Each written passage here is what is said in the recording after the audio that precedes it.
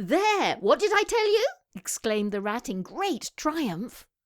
Absolutely nothing whatever, replied the mole with perfect truthfulness. Well now, he went on, you seem to have found another piece of domestic litter, done for and thrown away, and I suppose you're perfectly happy. Can we eat a doormat, or sleep under a doormat, or sit on a doormat and sledge home over the snow on it, you exasperating rodent? James Bond is a man with a lot to envy, now isn't he? He's got loads of self-confidence, a sense of fun, ease with women, an impressive sense of style, and sex appeal. And he just plain enjoys life. But there's no need to gnash your teeth with jealousy, as all that can be yours as well. You don't need a particular personal appearance, an intriguing job, or to drive an Aston Martin. His enviable attributes can be developed for yourself rather easily, once you know how. "What does Bessie say I've done?" I asked. "Jane, I don't like cavillers or questioners. Besides, there's something truly forbidding in a child taking up her elders in that manner. Be seated somewhere, and until you can speak pleasantly, remain silent." Sean stepped forward. "Would you like to press charges, my lord?" "Oh, please, please," whimpered Violet. "It's my glasses. They're cracked. I couldn't see properly. You should press charges," Muriel declared. "I took my life in my hands this afternoon. She's a maniac on the road." "And that's the thanks I get for giving you a lift," fumed Violet. "I should have let you walk. I wish you had." Clearly, Muriel's love affair with her bicycle had been short-lived. "Where shall the child come to first, sister? To you or to us?" Sir Thomas heard with some surprise that it would be totally out of Mrs. Norris's power to take any share in the personal charge of her.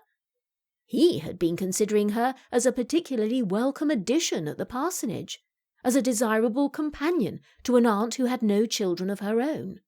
But he found himself wholly mistaken. Mrs. Norris was sorry to say that the little girl staying with them, at least as things then were, was quite out of the question. Poor Mr. Norris's indifferent state of health made it an impossibility. He could no more bear the noise of a child than he could fly. "Stood up?" I said slowly. "What do you mean, stood up?" "Promise you won't judge." "No." Mum put her head in her hands and groaned. "It's no good, I know you will." "I promise I won't judge. It doesn't take away anything I felt for your father. I mean, it's not as if I'm dead from the waist down." I was shocked. "Are you telling me? Have you met someone? Have you actually—" "No, don't tell me. I don't want to know." "Good heavens, nothing like that. Although it could have been quite a different story tomorrow morning if— Oh, that's disgusting. Somehow, I never expected my mother to ever have feelings for someone else. Who is it? Please don't tell me it's Eric." I gave a shudder of revulsion as I imagined him picking out the lingerie for my mother. "Ugh! With those eyebrows," Mum declared. "Do you think I'm blind?" In repose and shirtless, Michael reclined holding a book, his other arm stretched across an ivory bolster. The muscular contours and valleys of his body emphasized his strength, reminding her once again that he was a virile, masculine creature who could break her without much effort. The basement room was dimly lit.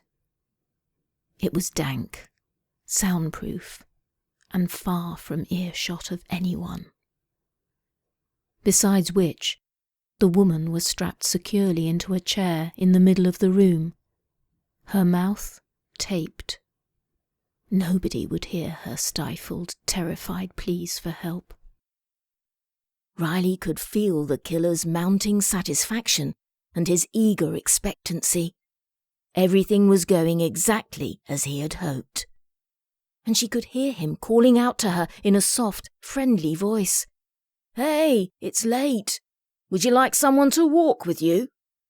Riley imagined Rhea slowing to a near stop and replying with a shy laugh. Yeah, maybe that would be a good idea. Riley could feel the killer's exultation now as he walked toward Rhea. She could also sense him thinking, this one will do. She'll do just fine. Charlie, are you all right? The gardener's face, lit from below by the dim flame, looked dark and strange. Blood ran from his nose into his thick beard. One eye swelled, the slightest glint of white shining through the thick purple lids. Sam, what are you doing here? How did you get in? I came to help you. How did you know I was here? How did you find me? Sam stepped back. His face grew dim as the shadows crept across his bruises. The headmaster said you'd run home, but I saw your injuries, Charlie. I knew that couldn't have run. Certainly not to Cairo. When I'm lying awake, I like to think about how, in a parallel universe, my daughter lives. That there, she has chestnut hair, forget-me-not eyes, and lips like a snapdragon. How, there, we laugh and raid the raspberry patch, stain those lips red. At 3 a.m, when the wine wears off, I think of how those lips will part when I squeeze her cheeks. Somewhere out there, it's happening, I like to think. But not here. In this universe, the one I'm too scared to leave, despite all it has done to me. In this one, I left her, at the bottom of a toilet bowl.